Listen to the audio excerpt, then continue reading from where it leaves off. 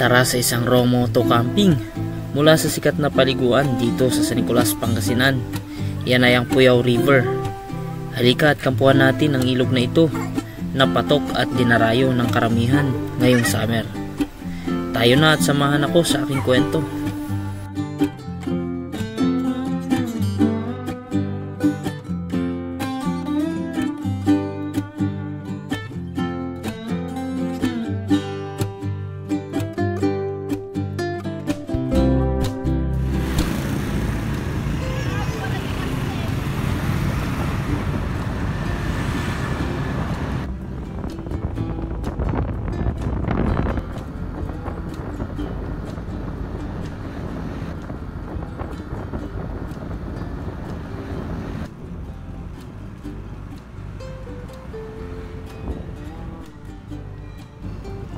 Kaibigan, welcome back sa isang panibago na namang moto camping adventure dito sa San Nicolas, Pangasinan.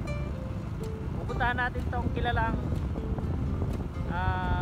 paliguan dito sa San Nicolas. Hindi lang Maliko ang kilala rito, pati ang paliguan dito kilalang kilala ito hanggang sa Tarlac at Pampanga. Pagka diniretso mo itong highway na ito mga kaibigan, paket ho yan ng Maliko, pero tayo ay pa kanan.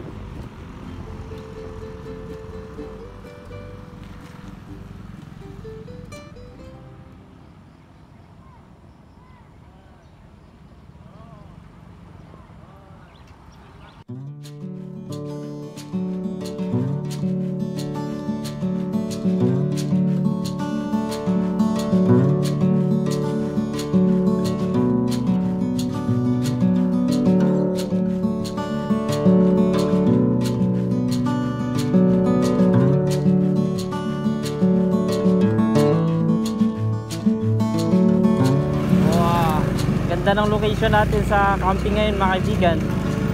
Dito tayo sa gilid ng ilog. Sa bandang kaliwa ay ang palayan, sa kanan naman ay ilog.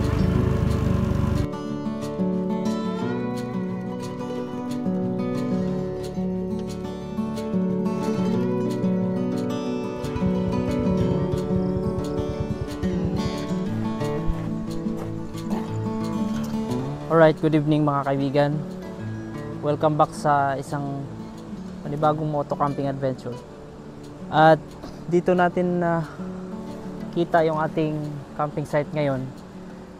At bukas, abangan ninyo. Papakita ko sa inyo kung gaano kaganda. Shout out pala kay Sir Mark Anthony Saroca, Mr. and Mrs. Mark Anthony Saroca ng General Trias, Cavite. Nagmagandang loob na bigyan tayo ng bagong tent at saka portable na lamesa. Papakita ko sa inyo mamaya. Ito na nga tayo. Dahil na-miss ninyo na gumamit tayo ng sako. Ito. Sako ulit ang ginagamit natin. Dahil harabas itong ating camping site. At kailangan natin ingatan yung bag dahil medyo napunit na yun. Sayang kasi pagka ipanghaharabas natin ulit. So sa mga ano lang yun, yung mga ruta na disente. Pero pagka mga ganitong ruta na medyo mahirap ay lalo maraming rough road, sako ang gagamitin natin.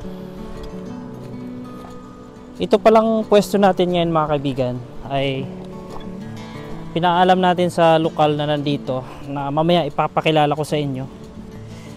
Makakasama natin sa episode na ito. At okay yung entry natin dito. Kailangan talaga pagka sa ganito medyo ano kasi develop na itong lugar na ito at binabayaran na yung pag-stay dito, kaya kailangan dumaan tayo sa pagpaalam lalo sa lokal o kaibigan kapag ka gusto nyo na mag-camping dito, in courtesy of doon sa person na ating ipakilala sa inyo mamaya, ay ibigay ko na lang yung number. Sa kanya kayo makapag-coordinate at sa kanya nyo malalaman yung mga ibang details.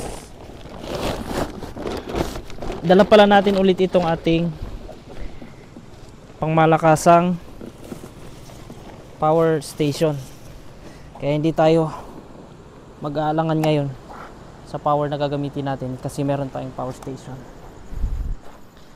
Para madagdagan ang ating power, gamitin natin tong ring light para lang magliwanag tayo dito. Wala nga lang patungan. Ilang percent yan? 33%. Maganda yung tent natin ngayon. Siguro hindi na ako mag-tarp. Tent na lang tayo diretso. Dito yung magiging pwesto natin. Napaka simple lang kasi. Madali lang naman i-set up itong ating tent. Siya nga pala, magbibitin tayo ngayon. Dahil bawal magsiga pala rito, no? Dahil napakaraming kubo dito sa paligid. Kaya pinagbabawal nila na magsiga para hindi makasunog. Ito pala yung tent. Napakadali niyang i-set up. Parang yung ginagamit ni biyahero. Pre-practice ko na kagabi ko. Kaso parang see. Saan ba tayo? Dito lang muna pansamantala. Tamang-tama lang dito sa sa napili nating pagpwestuhan. Slant na lang siya. Ganito talaga yung magiging pwesto natin. Sementado naman. Tapos dito yung magiging dining area natin. Dito na natin i-set up itong lamesa natin. Actually, hindi ko naman ini-expect yung mga ganitong bagay. Hindi ko actually pinangarap ito eh. Pagka yung mga bagay di mo pinapangarap, minsan kusang dumarating, no? Ayan. Tanggal nga muna ako. Ang init eh. Maraming dumadaan pala dito sa gilid na part. Kaya marami kayo naririnig na mga motor. Napakadali na lang i-set up po.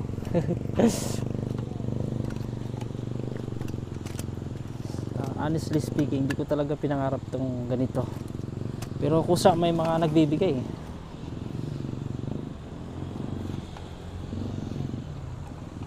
Kaya yun lang magagawa ko. Pasasalamat lang.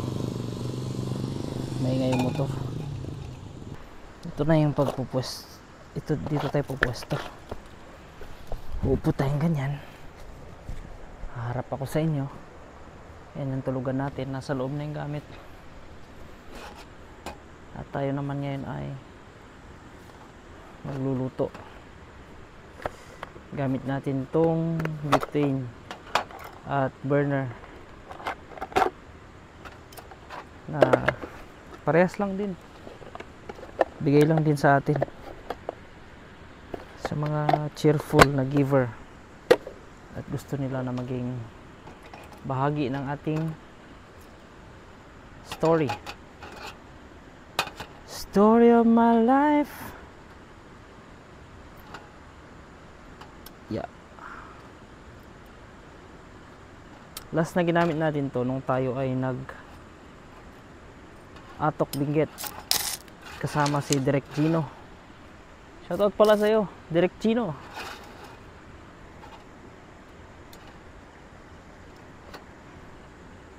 Tagal na rin na hindi kami nagkasama. Testing natin. Uy. Ay, baho, grabe. Takot ako dyan. Ay. Sorry, hindi tayo sanay. Sanay tayo sa kahoy. Uy, gay. La. Uy. Peace. Ignorante eh. Takot kasi ako sa mga sabog-sabog, mga kaibigan. Kakaiba yung takot ko, no? Hindi natatakot sa mga kung ano-anong pinaggagawa, pero pag ganyan eh, takot. Ewan ko ba. Aray ko. Ang init pala dito. Ay naku, sakit. Wala nang hugas-hugas yan. Sinain ko na lahat ng bigas. Hindi na ako nagtira. Just in case na dumating si Brother Arnold, mayaya natin siyang kumain. May pakain tayo. Isa lang na natin. Ay. Sana huwag kang sumabog. Ay. Talaga naman. Hindi tayo sanay talaga sa ganitong ano, no? Camping, no? Uy! Bangking boy. Tumba pa.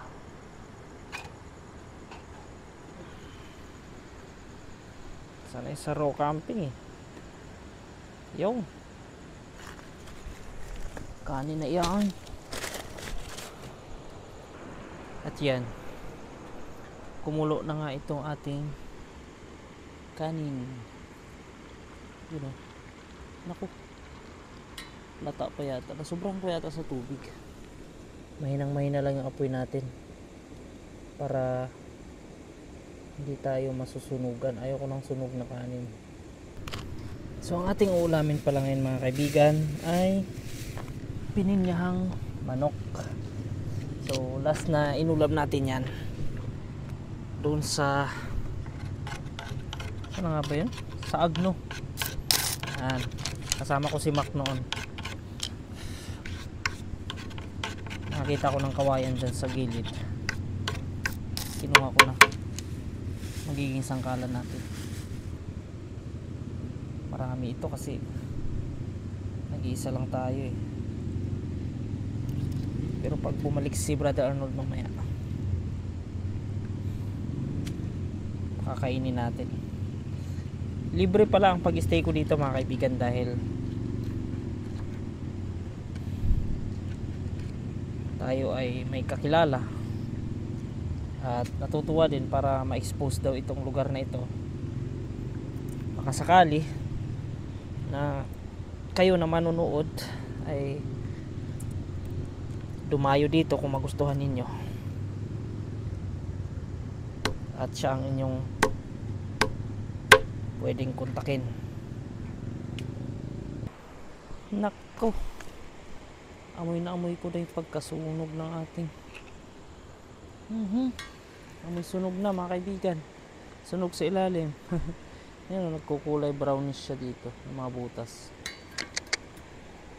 Wala, di tayo expert talaga pagdating sa butane. At yan, tayo ay nakapaghugas na ng ating manok. Pininyahang manok again ang ating uulamin. Tidbits, di ako nakadala ng bitsin, kaya lutuin natin to sa panlasa na meron tayo at kaya natin dahil wala tayong dalang ibang rekado. Balatan lang natin tong gagamitin natin at gawing sangkalan.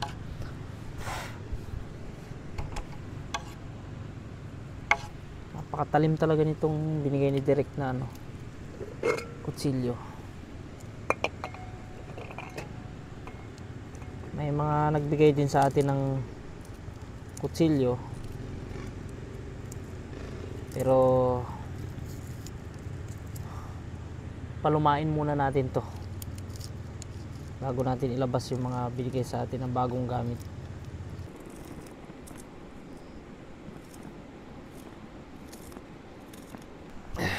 Saka natin susunod tong bawang, dadamihan na rin natin.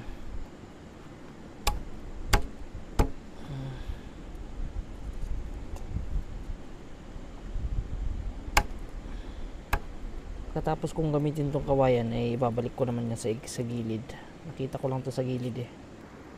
Less tayo sa mga binibit-bit.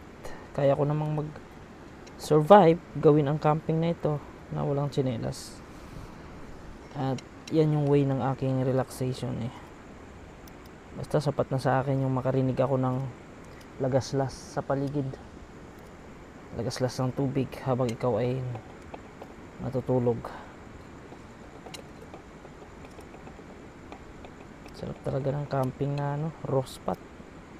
May mga nagtanong pala, no? Hindi ko maalala yung kanyang pangalan.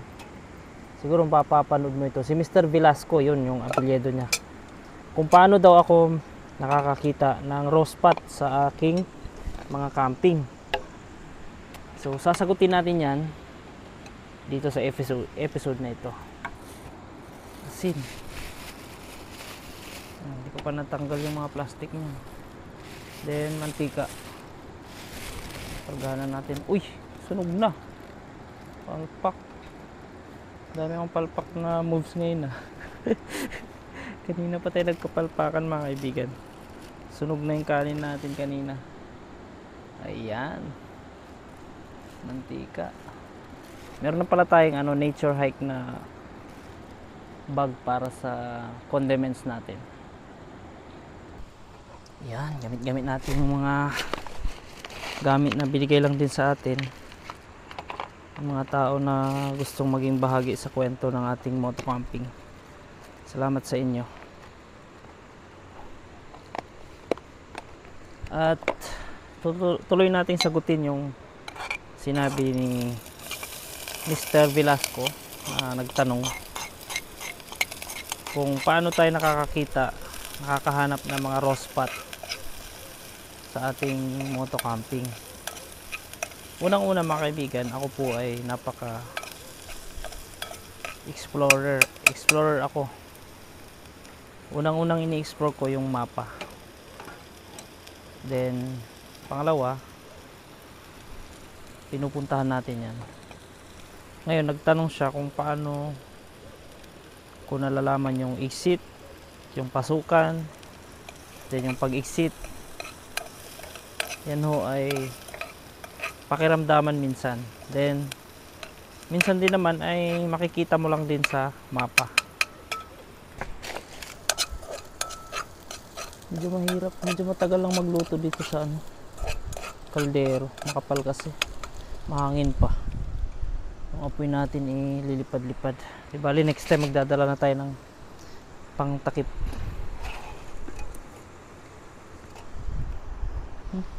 Sunog talaga yung kanin ko.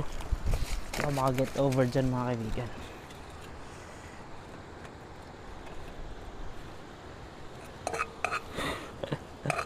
Mas mataas yung kaldero eh. Sundan natin to. Uy, may tubig pala yun.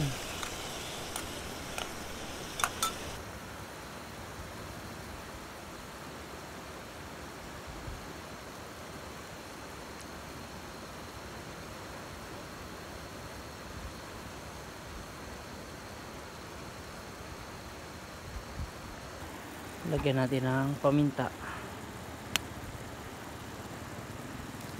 Adobo na ito mga kaibigan.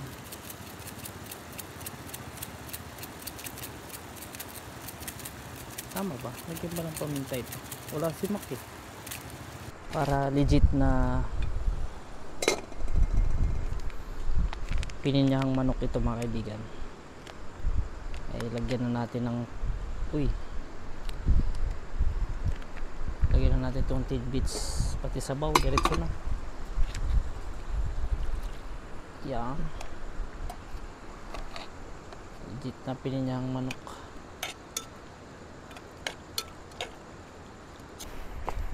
Ayan mga kaibigan, the moment of truth.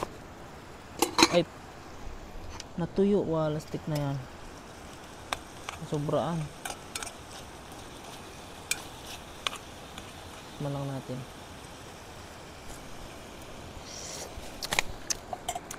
Ayos. Lutong, patayin muna natin. Lutong cowboy mga kaibigan. Lagyan ko lang ng konting tubig kasi masyadong tuyo na. Sobraan natin.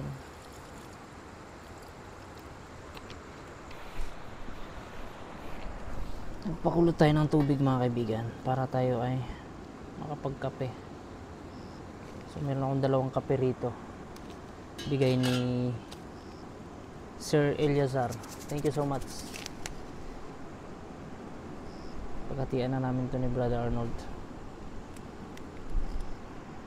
Meron pala tayong supply ng tubig dito, kaya goods na goods.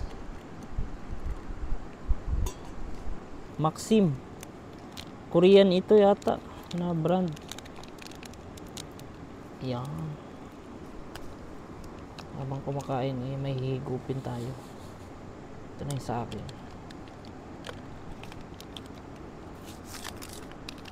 Buti na lang nagdala ako ng extra para may pakapit tayo dito sa ating guest ngayon.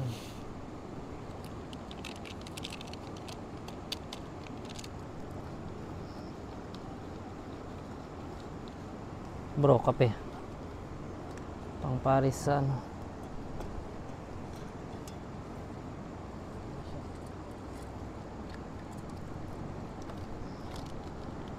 Ipon lang natin yung mga basura natin dyan. Kain tayo mga kapatid. At bro, Kape. mangan hatan ito kutsara pagplatom. Ang guest pala natin ngayon mga kaibigan ay walang iba kundi si Brother Arnold. Ayan, brother ko siya sa church, at siya pala yung ano, pwede nyong kontakin kapag gusto nyong pumunta rito mga kaibigan. At yun, mga laka. At ipa-flash ko na lang yung number niya. Yan mismo, yung makikita nyo sa baba ng screen. Yan yung kontakin ninyo para mag-stay rito. Kadalasan, anong araw bro ang may mga nag-stay rito? Sabado, saka Linggo. Yun, yung mga ganong araw. At meron siyang mga kubo. Pwede nyong rentahan. Basta bawal lang dito magsiga. Kasi nga, puro kugon yung gamit nila. Delikado. Baka makasunog. Mag-butane, pwede kayong gumamit. Basta with all,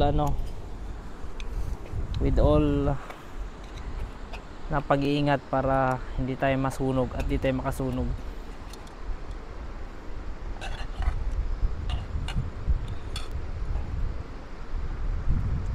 Yung kapatid ko ay asawa niya, kaya magkakilala kami.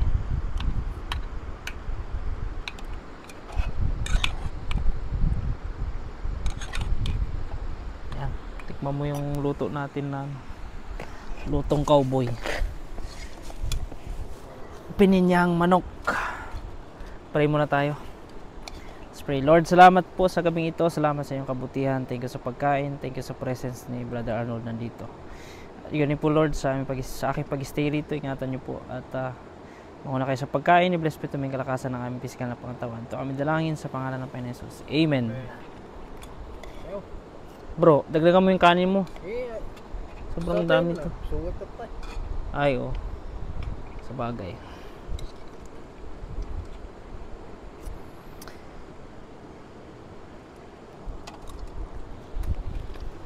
Itong Puyao River mga kaibigan, medyo sikat ito dahil talagang pinupuntahan to. Dinadayo pang araw ito eh. Di ba bro? May mga dumadayo pa daw minsan galing ng Pampanga, galing ng Tarlac. So ganoon siya kakilala. So ngayon kung mga watchers natin dyan na mga taga Tarlac, Pampanga, pwede nyo dayuhin to mga kaibigan. I-search nyo lang siguro sa Google. I-pin nyo lang yung Puyao River. O kaya yung ibibigay kong coordinates sa pin comment. Pwede nyong i-pin yun para makapunta kayo dito. Si Brother Arnold pala mga kaibigan ay mga dating, actually siya talaga ang mga nauna kong kasama dyan sa kabundukan. Bago pa tayo naligaw kila Direk, bago tayo nagkaroon ng mga maraming kasama na mga vlogger, ay ito talaga yung expert na kasama namin dyan. Mga tumatawid hanggang hindi pa matino ang daan noon, hindi ganun katino pa ang daan papuntang hanggang doon sa Kayapan, Nueva Vizcaya. Kami yung tumuhog dyan na may kasama kami naka-radar. Kaso hindi na document dun, hindi ako nag-vlog nun eh. Okay na mga kaibigan, dito na ako sa loob ng ating tent na bagong-bago. Ito yung first na gamit natin sa ating tent. Salamat sa mga tao na naging bahagi ng ating moto camping stories with raw places. So I am preparing now para sa pagpapahinga natin. Maaga pa naman. Nagkwentuhan lang kami ng saglit ni Brother Arnold. Then umuwi na siya. Diyan lang naman yung bahay nila. Siguro mga approximately 1 kilometer away from this mismong location natin. Again, kung nais nyo na pumunta rito mga kaibigan, kayo na mga taga Pangasinan lang, ay huwag nyong palampasin ang lugar na ito. I'm telling you, napakasarap mag-picnic dito. Gamit pala natin tong ating sleeping bag ulit. At simpleng higaan lang. So bukas, abangan nyo. After this na magpahinga tayo.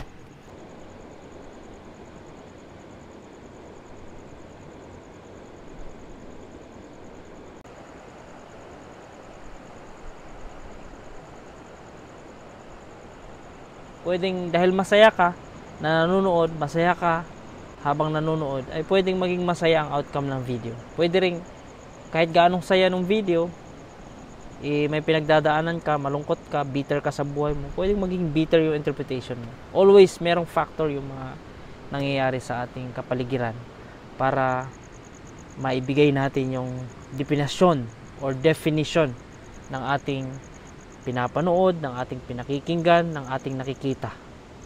Ang dami ko na namang nasabi. Thank you sa pakikinig sa aking story, sa aking moto camping. Na minsan hindi naman na moto camping, minsan kung ano-ano nang pinagkukwento natin dito. Minsan nga nagpipreach na raw ako. Pero hindi. Yan lang yung way ko para ilahad sa inyo ang kwento ng aking karanasan sa moto camping.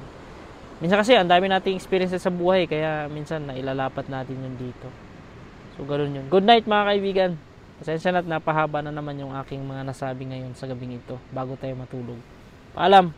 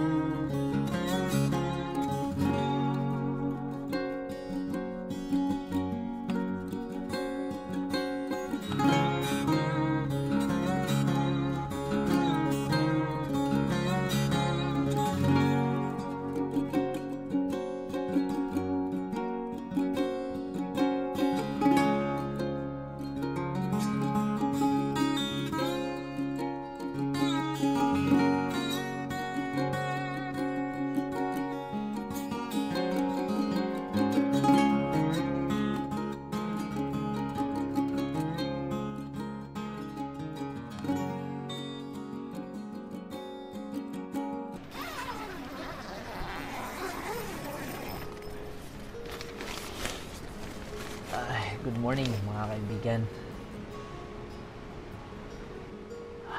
Walang gaanong tunog ng ibon dito. Mga ano na kasi, mabahay. I mean, maraming kabahayan sa paligid. Kaya lagaslas ng tubig lang ang ating naririnig. It's rise and shine. At maliligo tayo ngayon ng maaga. Subukan nating liguan tong Puyaw River at damdamin kung ano ang temperatura ng tubig dito. Grabe ang tahimik ng paligid maliban sa lagaslas ng tubig. Sarap ng solo moto camping. Thank you Lord sa magandang pahinga. Matulog tayo ng maayos, dire-diretso. Sarap talaga ng kalikasan.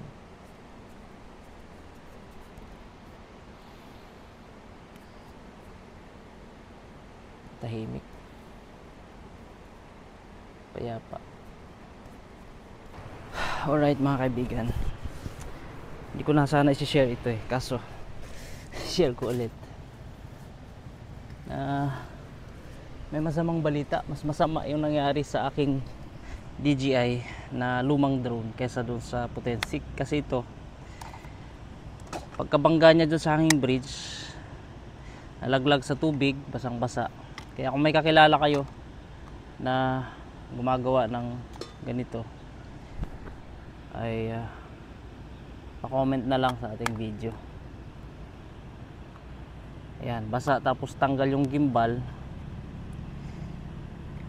Okay lang naman, may ibabalik sana yung gimbal, tapos may patuyo, no? Kaso may wire na naputol. Yan, masama na namang nangyari. Okay lang naman yung lipad ko, hindi naman siya, no? Kaso hindi ko napansin yung wire sa dito sa may hanging bridge. Kaya nabangga niya yung wire na maliit lang naman, nag-iisang wire lang actually. Iniwasan ko na yung tatlo dito sa harap Kaya totally wala na tayong drone. Hindi ko alam kung anong gagawin natin sa next na video. Hulugan pa naman to, di pa to tapos wala pang isang taon, mag-iisang taon pa lang sa June. Yan, okay lang yan, kasama yan sa paglalakbay natin sa pagbablog. Ngayon ay kakape tayo at ipainit ko lang yung tira na ulam natin kagabi.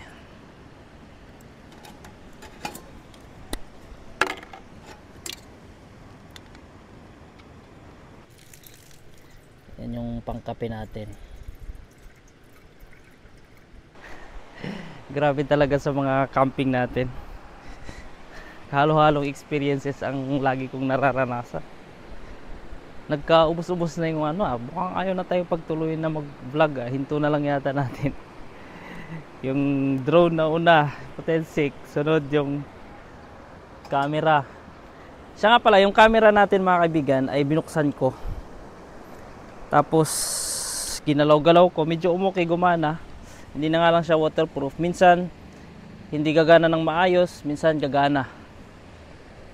At mapapakinabangan naman siya, pero pinili kong hindi na gamitin.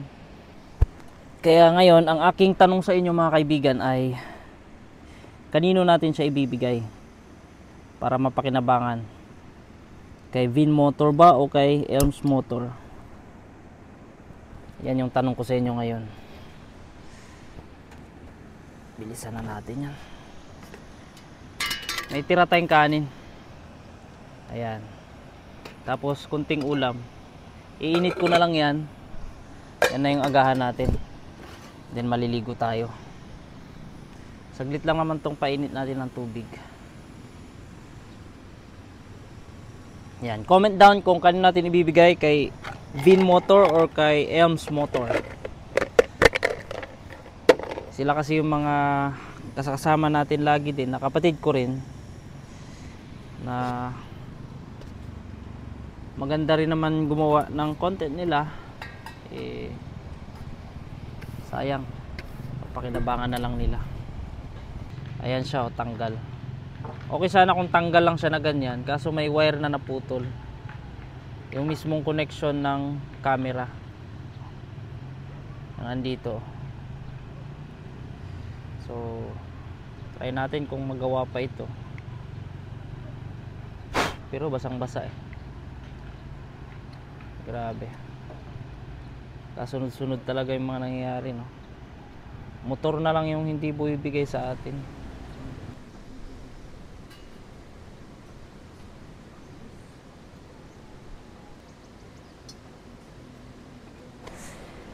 Karamihan sa mga ginagamit natin dito, mga kaibigan, tulad nitong ating burner butane, ito ay binigay lang naman sa atin. Actually, hindi ko naman i-consider na bumili ng ganito dahil raw camper nga tayo. At meron din naman na akong butane na malaki na ginamit natin minsan doon sa Agno nung nag-camping tayo. Yan. Ito, bigay nila to, Mr. Adrian. At ito, bagong padala sa atin na nature hike para lagayan ng condiments, at saka itong pang emergency kit. Meron siyang compass, merong kutsilyo, merong flashlight. Ito yung mga binigay nila sa akin. Ayan, oh. Ang pinaka nagustuhan ko dito, merong compass eh. North, always north, nandun lagi ang north. Kahit ikot-ikot mo pa yan. Yeah. Yan, ito yung mga ilan sa mga binigay at inabot sa atin na malaking tulong sa akin. May flashlight, emergency kit. Maliban pala dyan sa mga ibang inabot sa atin, ay binigyan din pala tayo ng mga panibagong medical equipment na pwede natin gamitin in case of emergency. Yung gagamitin mo lang sa bahay, yung pang check ng temperature. Tatlo yung binigay, inabot ko na kay Elms Motor at saka Vin Motor yung dalawa. Sila naman yung immediate na nandyan lagi sa malapit lang sa atin, kaya doon ko sa kanila binigay. And may mga gift pa siya, mga pagkain na binigay para sa aking anak. Salamat po talaga sa inyo. Si Ma'am May Kasupang, also known as Isotech. Sa mga willing or naghahanap ng mga medical equipments na magamit para sa kanilang patungkol sa health, kahit anong klase ng medical equipment, mga kaibigan, pwede nyo pong kontakin ang Isotech General Merchandise. Ano bang bigkas nun? Merchandise? I-flash ko na lang ang kanilang shop, Isotech General Merchandise. Sorry at nabubulol-bulol tayo. Nagkahalo na yung ating mga iniisip eh. Iniisip ko yung drone habang nandito ako, kung ano yung magiging drone natin sa next na lakad. So ganun talaga. Kaya yun lang ang kaya ko namang maisukli sa kanila, na ma-shout ko sila at maipaalam sa inyo yung patungkol sa kanilang shop, na makakatulong nga naman kasi nga karamihan sa ating mga viewers ay mga health conscious din naman. Pwede nyong i-check, i-message ang Isotech General Merchandise para makabili ng mga medical equipment, kahit anong klaseng equipment, mga kaibigan. Kahit yung mga high-end na ginagamit sa hospital, meron sila eh, kasi makikita mo pa lang sa page nila, andun yung mga reviews din, mga nag-purchase sa kanila, yung after sale services nila meron din. Ito pa pala, may toothbrush pa na binigay. Apply lang natin tong kape.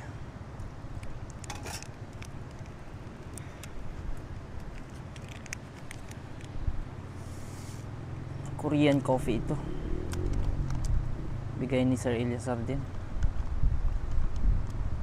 Grabe, puro bigay na lang ito. Ay nako, lagot na naman tayo dito sa mga binabantayan tayo. Kesyo puro bigay. Ito lang yan.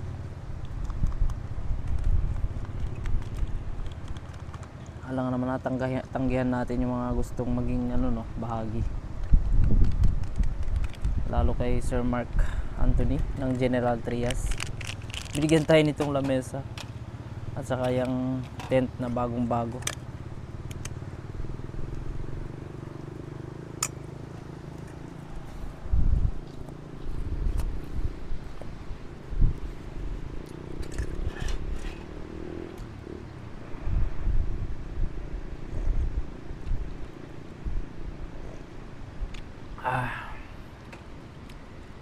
Solid.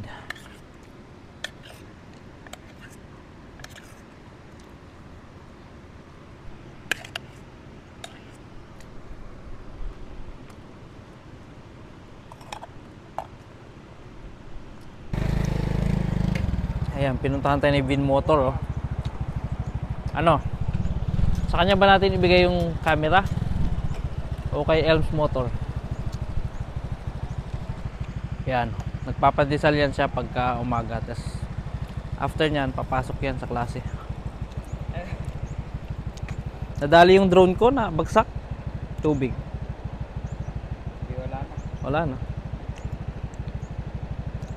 Bet niya. Di ko nakita yung doon, no? Di ba ibabaw ng hanging bridge? Merong wire dyan na maliit. Binangga niya. Nabangga ko. Tapos bagsak. Wala na. Zero drone na tayo. Si Vin Motor, Elms Motor, umaasa lang yan sa mga drone shots natin. Kaya kailangan nating magka-drone ulit.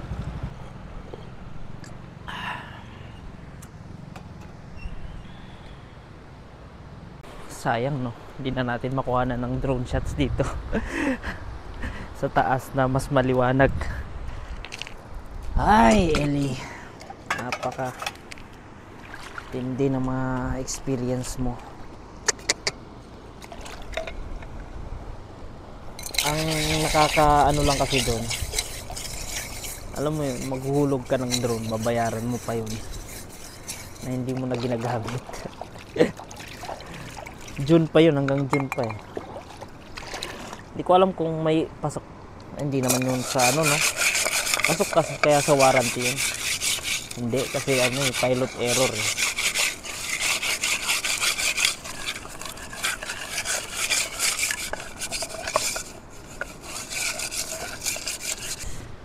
Tapos ligpit na.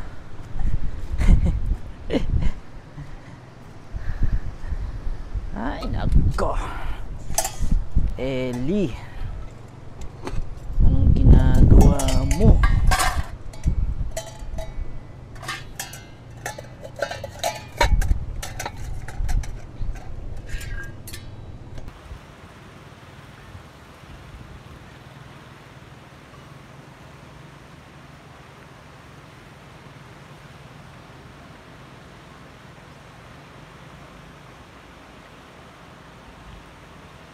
Grabe lamig mga kaibigan. Sumusola ako kanina doon, napakalamig.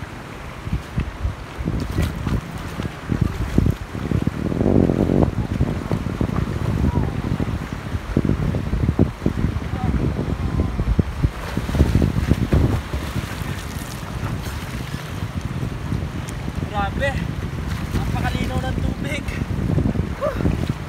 Lamig.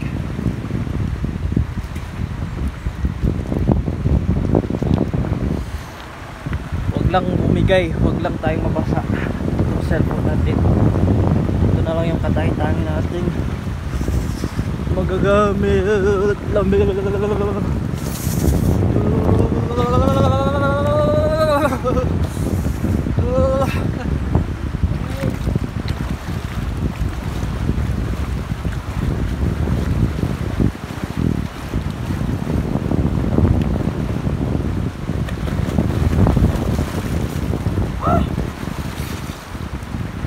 Grabe na yan.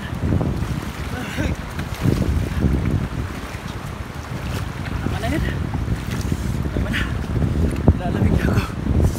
sobra. Sana ay nag-enjoy ka sa panunod ng aking video na merong magkahalong emosyon. Masaya dahil nandito tayo, nakapag camping ulit. Malungkot dahil nawalan tayo ng isa na namang gadgets. Pero tuloy lang ang kwento. Kasama yan sa buhay. Minsan dumadanas tayo ng mga pagsubok. Kaya ikaw, kung ano mang dinadanas mo ngayon, patuloy ka lang. Ganyan talaga ang buhay. Patuloy lang tayo. Samahan mo ako sa journey ng ating camping adventures. Pasensya na kayo, napakalamig talaga. Kaya nga pala, ako'y nagpapasalamat sa inyong lahat. Kay Sweet Kamote, Boss Joe, sino pa ba? The Lost Traveler. Tama ba? The Lost Traveler. Pasensya na kayo, lamig talaga.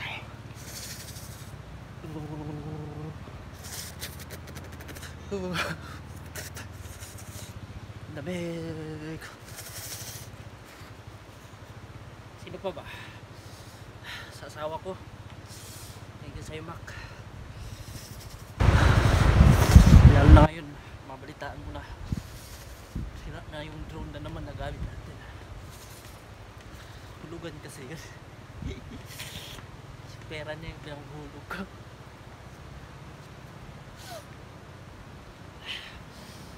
Kasi yung tatrabaho ko, may nahulugan din kasi ako sa sakyan. Kaya, actually yung sasakyan, bago ako naging motor, meron na akong hulugan ng sakyan. Kaya nag-vlog lang ako para kumita din ng mga extra, para makatulong din. Talaga pagka marami ka ring utang, no? Pero kaya naman, makasurvive naman tayo. Ganun talaga.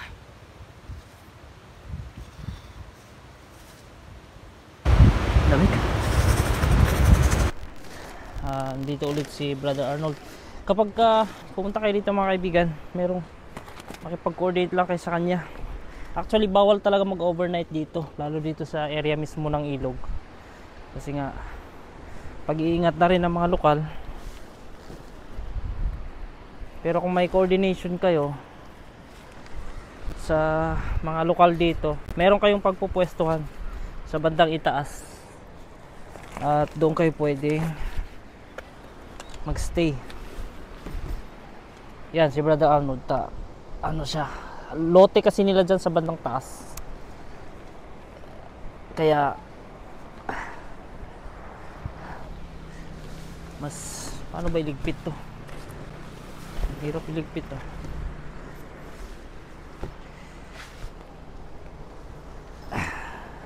Hirap iligpit. Yung kamay.